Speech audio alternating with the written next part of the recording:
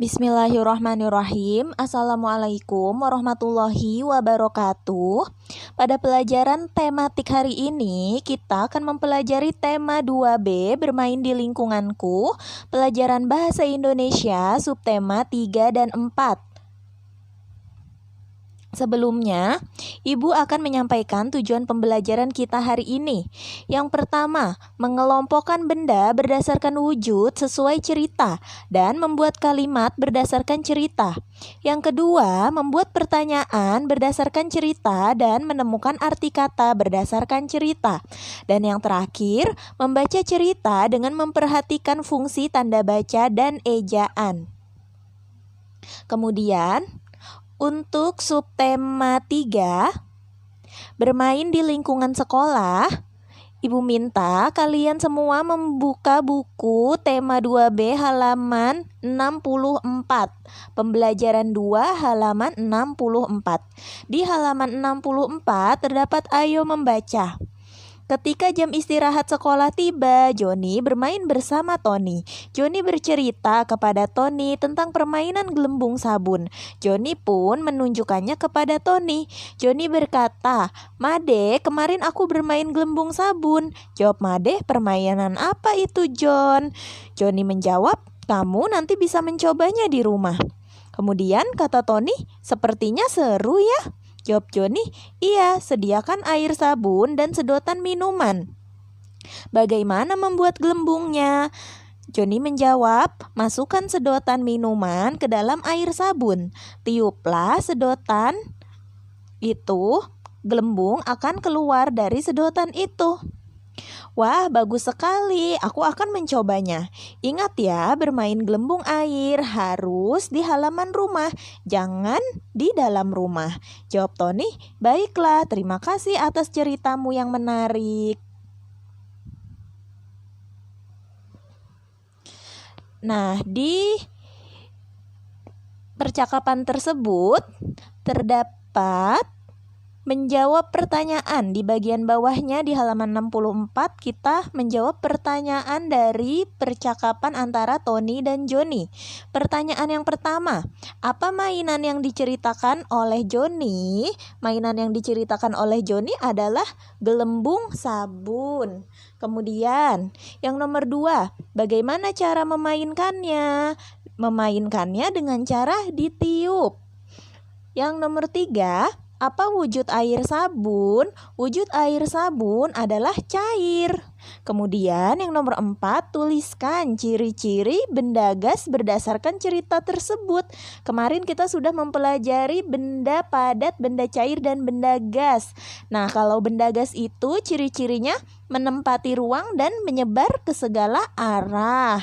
Kemudian yang terakhir nomor 5, bagaimana cara membuat gelembung sabun dengan cara ditiup? Membuat gelembung sabun, masukkan sedotan minuman ke dalam air sabun. Tiuplah sedotan limun itu. Gelembung akan keluar dari sedotan itu. Kemudian, ayo membaca pada halaman 80.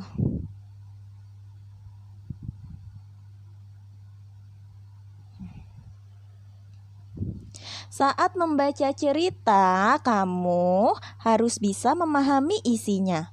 Memahami isi cerita akan lebih mudah jika kamu banyak tahu arti kosakata di dalamnya. Selain itu, rumus menjawab adik Simba juga dapat membantu memahami isi cerita. Apa itu rumus adik Simba? Adik Simba adalah A, apa, D-nya di mana, K, kapan, si, siapa, M, mengapa, B, bagaimana. Jadi adik Simba kepanjangannya itu apa, di mana, kapan, siapa, mengapa, dan bagaimana. Selanjutnya masih di halaman 80 terdapat teks bacaan mengamati benda-benda di sekolah. Lani dan teman-teman mendapat tugas dari ibu guru. Mereka diminta membuat laporan pengamatan benda-benda di sekolah. Kelompok Lani berencana mengamati benda-benda yang ada di perpustakaan. Lani dan kelompoknya pergi ke perpustakaan. Di sana mereka menemukan banyak benda. Ada globe, jam dinding, meja, dan kursi. Rak dan buku-buku tertata rapi di sana. Di sana juga ada hiasan dinding berupa lukisan. Mereka mencatat semua benda yang ada di perpustakaan. Catatan ini sebagai bahan membuat laporan hasil pengamatan. Setelah mendaftar semua benda, mereka juga menuliskan ciri-ciri benda tersebut, mulai dari wujudnya hingga bentuk benda tersebut. Nah, kemudian dari teks bacaan tersebut terdapat pertanyaan-pertanyaan yang menggunakan rumus adik Simba. Adik Simba tadi apa? Yang pertama, A, artinya apa? Di mana? Si, siapa? M, mengapa? Ba, bagaimana? Jadi pertanyaan yang pertama, apa tugas yang diberikan ibu guru kepada Lani dan teman-temannya? Tugas yang diberikan ibu guru, mereka diminta membuat laporan pengamatan benda-benda di sekolah. Kemudian yang nomor 2, di mana mereka melakukan pengamatan? Kelompok Lani berencana mengamati benda-benda yang ada di perpustakaan. Nomor 3, siapa saja yang bertugas mengamati benda-benda di sekolah? Yang bertugas mengamati benda-benda di sekolah adalah Lani dan teman-temannya. Kemudian yang nomor 4, mengapa mereka mencatat benda-benda tersebut?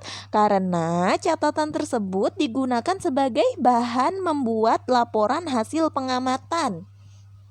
Kemudian yang terakhir, yang nomor 5, bagaimana cara mereka membuat laporan pengamatan?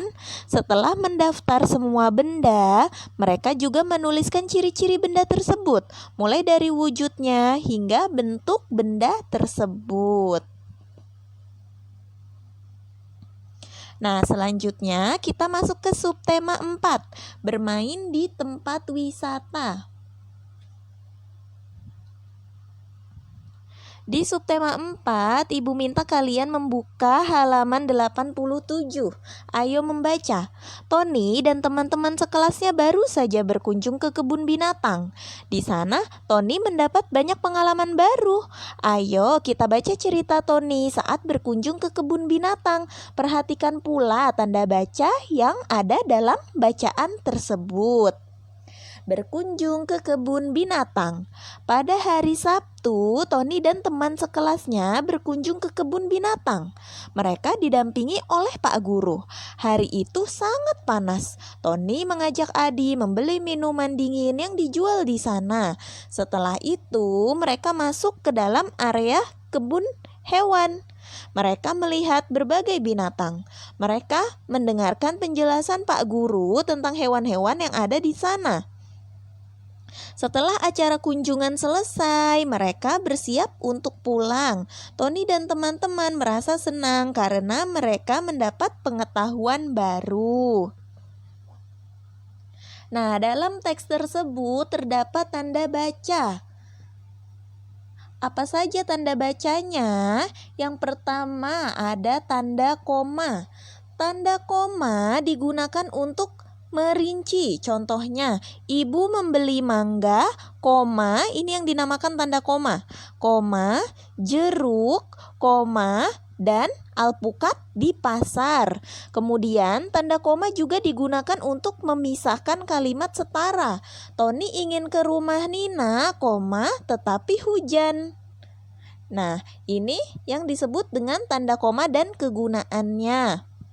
Kemudian, dalam teks tersebut terdapat tanda titik. Tanda titik digunakan untuk mengakhiri kalimat. Contoh, hari sudah sore, waktunya pulang. Titik. Karena akhir kalimat maka diberikan tanda titik. Kemudian, Tanda titik digunakan juga untuk menuliskan nilai uang. Contohnya, pensil yang dibeli Adi harganya 2.500, titik lagi. Dibacanya 2.500 rupiah. Kemudian yang terakhir terdapat huruf kapital. Huruf kapital adalah huruf besar. Huruf kapital digunakan untuk awal kalimat. Contohnya, cuaca hari ini sangat cerah. Cuaca, C-nya menggunakan huruf kapital karena di awal kalimat. Kemudian huruf kapital untuk menuliskan nama orang, hari, bulan, dan agama. Contohnya, bulan Maret lalu Dimas dan Nina membeli buku. Bulan karena di awal kalimat menggunakan huruf kapital B-nya. Kemudian Maret. Maret itu nama bulan, maka M-nya menggunakan huruf kapital. Kemudian Dimas. Dimas adalah nama orang, maka D-nya menggunakan huruf kapital. Nina juga nama orang, N-nya menggunakan huruf kapital. Kemudian contoh yang lain, hari ini adalah hari Jumat. Hari, H-nya hari itu awal kalimat, maka H-nya adalah huruf kapital.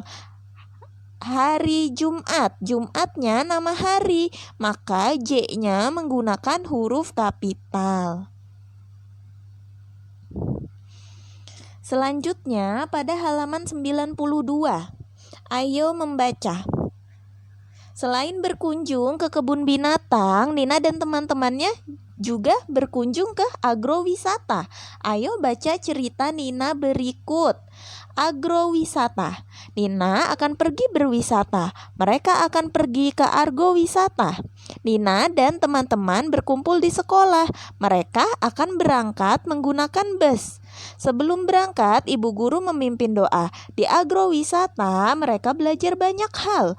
Nina dan teman-teman memetik buah-buahan. Mereka juga boleh makan buah yang telah dipetik. Bu guru berpesan agar siswa menjaga kebersihan. Kulit buah dikumpulkan. Ternyata kulit buah dapat dimanfaatkan. Kulit buah manggis dapat dibuat jus. Kulit rambutan dapat dikeringkan dan diseduh seperti teh. Ada juga yang dibuat kerajinan, misalnya kulit salak. Nah, di bagian bawahnya berilah tanda centang pada pernyataan yang sesuai dengan isi cerita. Yang pertama, Nina dan teman-teman berkunjung ke agrowisata. Betul atau tidak? Betul, pernyataan ini sesuai dengan cerita. Kemudian yang kedua, Joni memimpin doa sebelum berangkat. Betul atau tidak? Jawabannya tidak, jawabannya salah karena yang memimpin doa adalah ibu guru. Kemudian yang nomor 3, Nina dan teman-teman boleh memetik buah. Betul. Yang nomor 4, buah di sana tidak boleh dimakan. Betul atau tidak? Tidak, buah di sana boleh dimakan. Kemudian yang terakhir, Made bertugas mengumpulkan kulit buah. Jawabannya adalah salah karena semua siswa yang mengumpulkan kulit buah. Selanjutnya, pada halaman 93, tuliskan benda-benda yang ada di dalam cerita tersebut. Dalam cerita agrowisata, benda-bendanya yang pertama ada buah-buahan. Buah-buahan termasuk dalam benda padat, benda cair, atau benda gas. Buah-buahan termasuk ke dalam benda padat karena jika dipindahkan tidak berubah bentuk. Kemudian kulit buah termasuk benda padat, cair, atau gas. Termasuk benda padat. Kemudian teh termasuk benda padat, cair, atau gas. Teh termasuk ke benda cair. Dan yang terakhir ada jus termasuk ke benda cair. Nah, bagaimana? Apakah kalian sudah paham? Jika kalian sudah paham, kalian bisa mengerjakan latihan soal. Nomor 1, ayo membaca halaman 83. Buatlah 5 pertanyaan menggunakan rumus adik Simba tentang isi cerita kegiatan futsal. Jadi kalian harus membuat pertanyaan menggunakan rumus adik Simba. Dan nomor 2, tuliskan cara penggunaan huruf kapital dan berikan contohnya. Huruf kapital digunakan untuk apa? Kemudian kalian berikan contohnya. Yang nomor 3, tuliskan cara penggunaan tanda titik dan tanda koma. Berikan pula contohnya. Nah, selesai sudah pembelajaran kita hari ini. Terima kasih sudah menyimak dan mempelajari video pembelajaran dengan baik. Wassalamualaikum warahmatullahi wabarakatuh.